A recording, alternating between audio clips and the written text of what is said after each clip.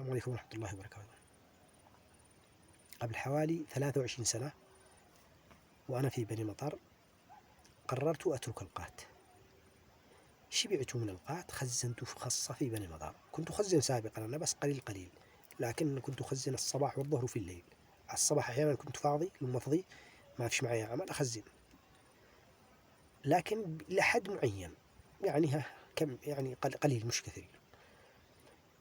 شبعت في بني مطر لأنه القات متوفر، تحصل القات يجيبوا لك هناك بشكل، الناس هناك يجيبوا معاهم قات متوفر وكانوا يجيبوا لك. فقررت أترك القات، لكن ما تركتش هنا في بني مطر البداية. رحت صنعاء في الإجازة، فترة الإجازة تركت القات. يقولون الزملاء ما لك مديرون، قلت خلاص شبعت من القات، خلاص مش خزن شيء. ما لك مديرون، قلت خلاص. وش تقدر تجلس بدون قات؟ قلت أيوة وش أجلس بدون قات.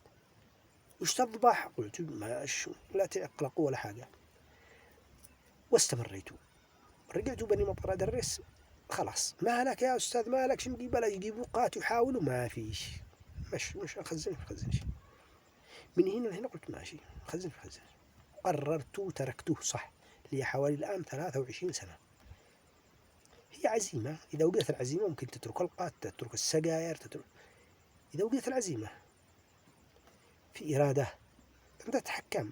صح، في خصوصا السجاير أحيانا في بعض الناس يتعب شوية بالبداية، يسبب له مضاعفات إذا يعني في الصدر، في أشياء لما يكون مخدر مرة من قسم السجاير، لكن شو لفترة وخلاص يقدر يتجاوزها إذا وجدت الإرادة والعزيمة.